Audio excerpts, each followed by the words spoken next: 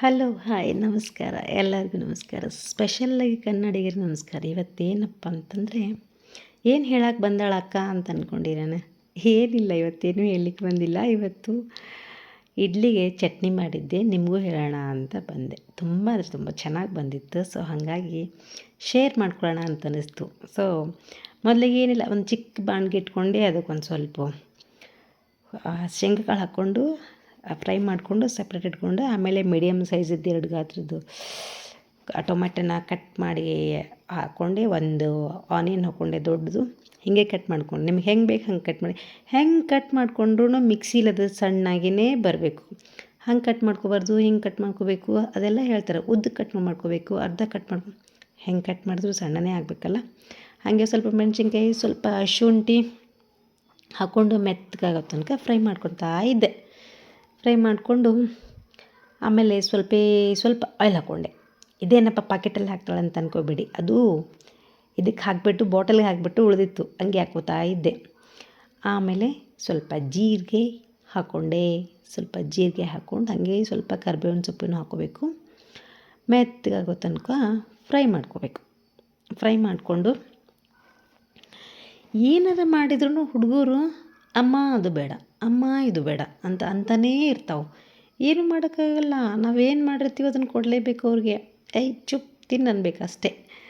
So ಹಾಗಾಗಿ every time ಅವ್ರು ಹೇಳಿದ್ದೇ ಮಾಡ್ಕೋತಾರೆ, ಇಲ್ಲಕ್ಕಾಗಲ್ವಲ್ಲ, ಅದಕ್ಕೆ ಹೇಳಿದೆ. ನೋಡಿ ಈ ಥರ ಇದು ಮೆತ್ತಗಾಗಿದೆ.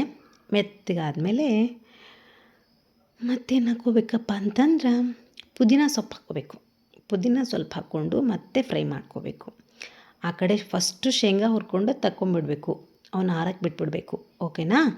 ಅದಾದಮೇಲೆ ಬೆಳ್ಳುಳ್ಳಿನೂ ಹಾಕ್ಕೊಂಡಿದ್ದೀನಿ. ಆಮೇಲೆ ಕೊತ್ತಂಬರಿ ಸೊಪ್ಪು ಹಾಕಬೇಕು ಲಾಸ್ಟು. ಸ್ವಲ್ಪ ಪುಟಾಣಿನೂ ಹಾಕಬೇಕು. ಓಕೆನಾ? ಹೇಳಿದ್ನೆಲ್ಲ ಪುಟಾಣಿ ಹಾಕಬೇಕು ಅಂತ. ಸ್ವಲ್ಪ ಪುಟಾಣಿ, ನಿಮ್ಮ ಹತ್ರ ಕೊಬ್ಬರಿ ಇದ್ದರೆ ಕೊಬ್ಬರಿನೂ ತುರ್ದು ಹಾಕಿ, ಏನು ತೊಂದರೆ ಇಲ್ಲ. ಇನ್ನೂ ಜಾಸ್ತಿ ರುಚಿಯಾಗುತ್ತೆ ಇದು ಅಲ್ವಾ? ಒಬ್ಬೊಬ್ಬರು ಒಂದೊಂದು ಸ್ಟೈಲಲ್ಲಿ ಮಾಡ್ತಿರ್ತಾರೆ. ಅದಕ್ಕೆ ನಾನು ನನ್ನ ಚಾನಲ್ಲಿಗೆ ನನ್ನ ಸ್ಟೈಲ್ ವಿಡಿಯೋಸ್ ಅಂತ ಇಟ್ಕೊಂಡ್ಬಿಟ್ಟಿದ್ದೀನಿ, ಏನು ಕ್ವೆಶ್ಚನ್ ಬರಬಾರ್ದು ಅಂತ ಹೇಳ್ಬಿಟ್ಟು. ಸೊ ನೋಡಿ, ಇದು ನೋಡೋಕ್ಕೆ ಎಷ್ಟು ಚೆಂದ ಕಾಣುತ್ತೆ ಅಲ್ವಾ? ಇನ್ನು ಮಾಡ್ಕೊಂಡು ತಿಂದರೆ ಎಷ್ಟು ಚೆನ್ನಾಗಿರಬಾರ್ದು. ಇಡ್ಲಿಗಂತೂ ಸೂಪರ್ ಕಾಂಬಿನೇಷನ್. ಇಡ್ಲಿ, ದೋಸೆ, ಆಮೇಲೆ ಬೇಕು ಅಂದರೆ ಚಪಾತಿಗೂ ತಿನ್ಬೋದು.